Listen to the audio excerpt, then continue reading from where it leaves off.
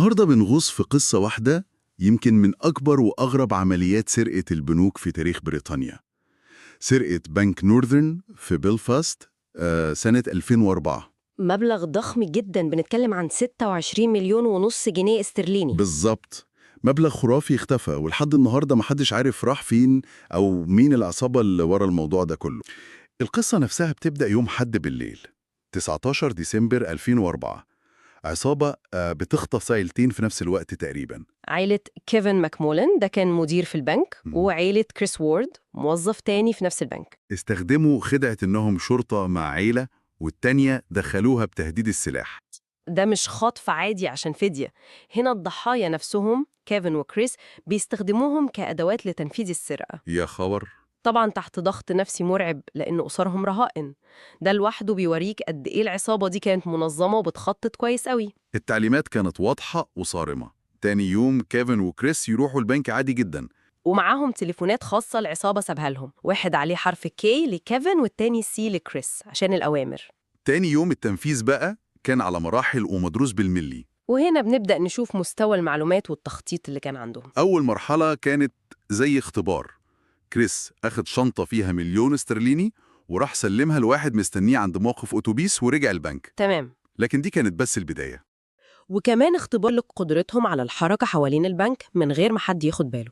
بعدها جت المرحلة الكبيرة. تليفون تاني لكريس، والمطلوب المرة دي تجهيز فلوس أكتر بكتير، حوالي 18 مليون ونص. في 24 صندوق أخضر، وعلى أساس إنها مخلفات ورقية. وهنا بقى بتظهر المعرفة الدقيقة بإجراءات البنك. تماما، طلبوا إن الأختام المعدنية العادية تتشال ويتحط بدلها الأختام البيضة بتاعة المخلفات. وكانوا عارفين بالممر الخلفي للبنك اللي اسمه البوليوم باي. ده ممر مخصص للحاجات دي. بالظبط، ده مستوى تفاصيل، يعني يا إما كانوا مراقبين البنك فترة طويلة قوي أو كان في مساعدة من جوه، أو يمكن الاتنين. كيفن اضطر يستخدم سلطته كمدير بقى.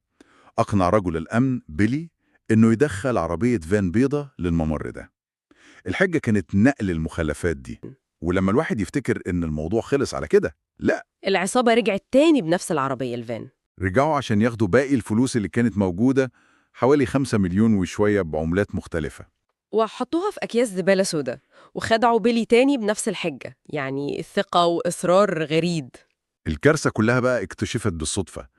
شاب وبنت شافوا الفان واقفة بشكل غريب كده وبلغوا شرطة مرور. بس للأسف كان الفان مشي خلاص. وهنا حجم المصيبة بان.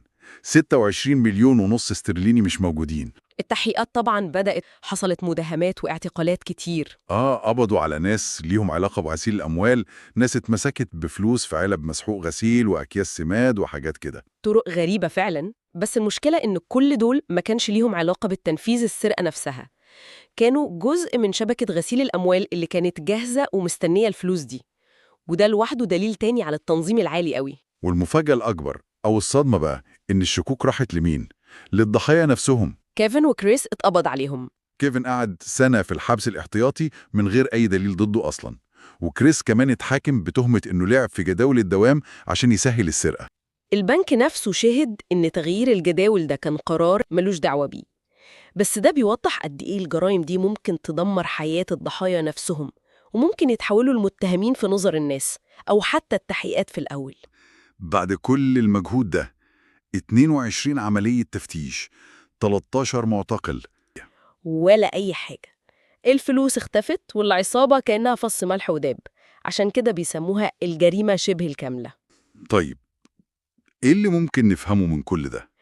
القصة دي بصراحة بتورينا قد إيه الأنظمة حتى لو كانت بنكية أو أمنية ممكن يكون فيها ثغرات تستغلها عصابات منظمة ومخططة كويس قوي. معقول جريمة بالحجم ده تختفي كده من غير أي أثر حقيقي يوصل للمنفذين بعد كل السنين دي؟ لغز كبير فعلا، وبيفضل مفتوح للتفكير. هل ممكن فعلا تكون في جريمة كاملة بالمعنى ده؟